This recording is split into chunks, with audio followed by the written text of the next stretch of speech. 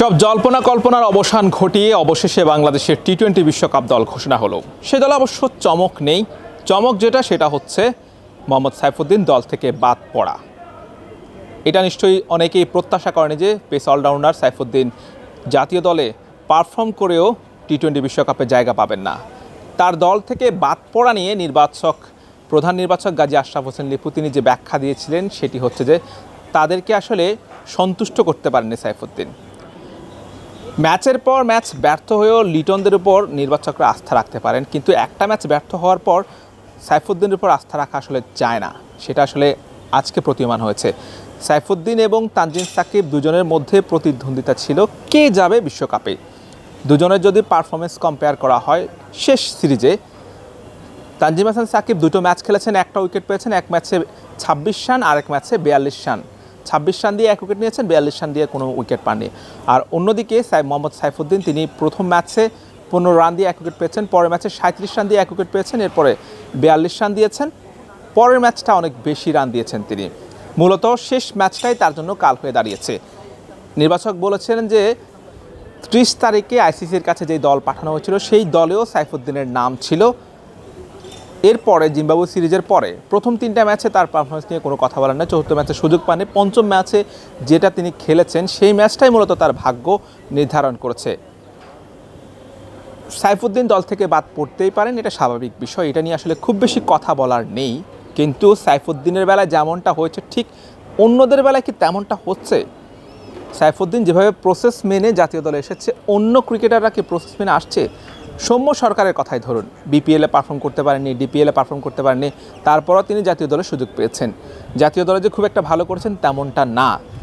সৌম্য সরকারকে team management বিবেচনা করছে একজন অলরাউন্ডার হিসেবে। অন্যদিকে সাইফুদ্দিনকে শুধুমাত্র তার বোলিং দিকটাই দেখা হচ্ছে। অথচ বয়সভিত্তিক দল থেকে শুরু করে দেখলে সাইফুদ্দিন কিন্তু ছিলেন ব্যাটার, জেনুইন ব্যাটার ছিলেন। জাতীয় দলে এসে তিনি অলরাউন্ডার হয়েছেন। সেই জায়গা থেকে সাইফুদ্দিনকে আসলে কতটা সুযোগ দেওয়া হয়েছে? যতটা সুযোগ লিটন পেয়েছেন, শান্ত পেয়েছেন, সৌম্য সরকার পেয়েছেন, ঠিক সেই জায়গায় সাইফুদ্দিনকে এতটা সুযোগ পেয়েছেন? একটা সুযোগ কি তিনি রিজার্ভ করতো না? মূল একাদশে তাকে রাখা হয়নি, রিজার্ভ যে দুজন ক্রিকেটকে নেওয়া হচ্ছে সেই জায়গাও অন্তত নেওয়া যেতে পারতো সাইফুদ্দিনকে, এমন কথা উঠছে ক্রিকেট সংশ্লিষ্ট মহলে। সাইফুদ্দিন প্রত্যাশা পূরণে ব্যর্থ হয়েছে নির্বাচকদের। সেই প্রত্যাশার জায়গাটা কোথায় ছিল? যে সাইফুদ্দিনের কাছ থেকে ইয়র্কার আশা করেছিল, ডেথ ওভারে ভালো বোলিং আশা করেছিল, সেই জায়গাটায় সাইফুদ্দিন ভালো করতে পারেননি। সাইফুদ্দিনের বদলে জায়গায় পেয়েছে তানজিম হাসান সাকিব। তিনি আসলে এই জায়গাটায় তিনি কতটা করতে পারেন, ইয়র্কার কতটা ভালো করতে পারেন, ডেথ ওভারে তানজিম সাকিব কতটা কার্যকর, এইটা কিন্তু প্রশ্ন থেকেই যায়। এবং এই প্রশ্নটা যখন সংবাদ সম্মেলনে করা হয়েছিল নির্বাচকদের, সেটার কিন্তু খুব একটা সুদুত্তর দিতে পারেননি নির্বাচক। বলা হয়েছে যে পারফরমেন্সের বিচার করে তানজিম সাকিব এবং সাইফুদ্দিনের মধ্য থেকে একজনকে সিলেক্ট করা হয়েছে। কিন্তু আদতে আমরা যদি পারফরমেন্স দেখি সেই জায়গায় কিন্তু সাইফুদ্দিন অনেক এগিয়ে। শেষ বিপিএলে তানজিম সাকিব মাত্র 9টি উইকেট পেয়েছেন, আর অন্যদিকে 9 ম্যাচ খেলে সাইফুদ্দিন পেয়েছিলেন 15 উইকেট। বিপিএলে আগানো আছে, ডিপিএলও সাইফুদ্দিন ভালো করেছে এবং সবশেষ জাতীয় দলেও তানজিম হাসান সাকিব 2 ম্যাচে পেয়েছেন 1 উইকেট, আর সাইফুদ্দিন পেয়েছেন 4 ম্যাচে 8 উইকেট। পারফরমেন্স হিসাব করলে কিন্তু সাইফুদ্দিনই এগিয়ে আছে। তারপরও পারফরমেন্সের বিচারেই নাকি তানজিম সাকিব নির্বাচকদের কাছে এগিয়ে, সেভাবেই দলটা ঘোষণা করা হয়েছে।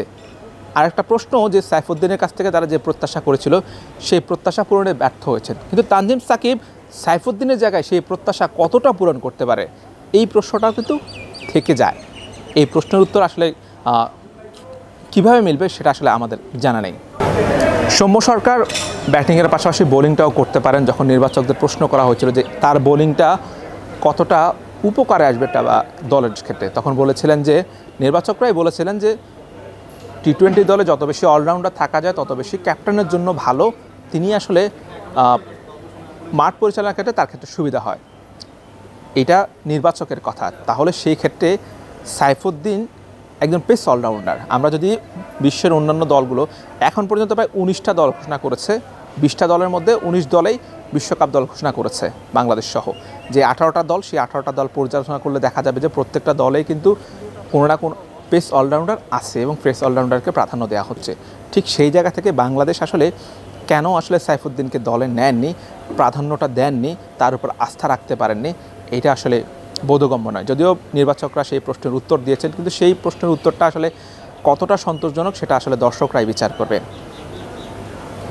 একটা ক্রিকেটার বিপিএলের মতো একটা ভালো টুর্নামেন্ট, যেটাকে বলা হয় বাংলাদেশের ক্রিকেটারদের আসলে জাতীয় দলে ফেরার মঞ্চ, সেই মঞ্চে পারফর্ম করেছে, এরপর জাতীয় দলে ফিরেছেন, এরপর জাতীয় দলেও তিনি ভালো পারফর্ম করেছেন। একটা ম্যাচ খারাপ করেছেন, একটা ম্যাচ খারাপ হতেই পারে, সেই জন্য আসলে সেই ম্যাচের জন্য যদি কোনো ক্রিকেটারকে বাদ দেওয়া হয়, এটা আসলে মানাটা আসলে খুবই কষ্টকর। নিশ্চয়ই বাংলাদেশের ভক্ত যারা আছেন, সাইফুদ্দিনের ভক্ত যারা আছেন, তারা আসলে নিশ্চয়ই বিষয়টিকে সহজভাবে নিতে পারছেন না। কিন্তু যে প্রসেসের কথা বললাম, সাইফুদ্দিন যে প্রসেস মেনটেন করে জাতীয় দলে এসেছে, সেই প্রসেস মেনে কি সৌম্য সরকার এসেছেন? এইটা কিন্তু প্রশ্ন একটা থেকেই যায়। সৌম্য সরকার কোথায় পারফর্ম করে এসেছেন এবং জাতীয় দলে তিনি কিন্তু সেভাবে পারফর্ম করতে পারেননি। সে জায়গায় সাইফুদ্দিন নিজেকে একটু অভাগা ভাবতেই পারেন যে তিনি আসলে পারফর্ম করে জাতীয় দলে এসে জাতীয় দলে পারফর্ম করেও একটা ম্যাচ খারাপ করার কারণে তিনি আসলে বাদ পড়ে গেছেন। নিশ্চয়ই দুর্ভাগ্য ছাড়া আসলে বলার কিছু নাই। মূল 15 জনের স্কোয়াডে জায়গা না পেলেও রিজার্ভ যে 2 জন নেওয়া হচ্ছে, সেখানে অন্তত সাইফুদ্দিন যদি জায়গা পেত, তাহলে অন্তত সাইফুদ্দিন ভক্ত যারা আছে তারা আসলে নিজের মনকে বুঝ দিতে পারতো। যদিও সাইফুদ্দিন আসলে তার যে দুর্বলতার জায়গা আছে, আজকে নিশ্চয়ই এই সংবাদ সম্মেলন তিনি নিশ্চয়ই দেখবেন, তাকে কেন বাদ দেওয়া হয়েছে সে ব্যাখ্যা তিনি শুনবেন। যে জায়গাগুলোর কথা বলা হয়েছে তাকে ডেথ ওভারে তিনি আসলে সেভাবে প্রত্যাশা অনুযায়ী ফলাফল করতে পারেননি, ইয়র্কার দিতে পারেননি। বলা হয়েছে যে তিনি ইয়র্কার দিতে গিয়ে ফুল টস দিয়েছেন, শর্ট বল দিয়েছেন। সেই জায়গাগুলোতে ইমপ্রুভ করে সাইফুদ্দিন নিশ্চয়ই আরও শক্তিশালী হয়ে জাতীয় দলে ফিরবেন।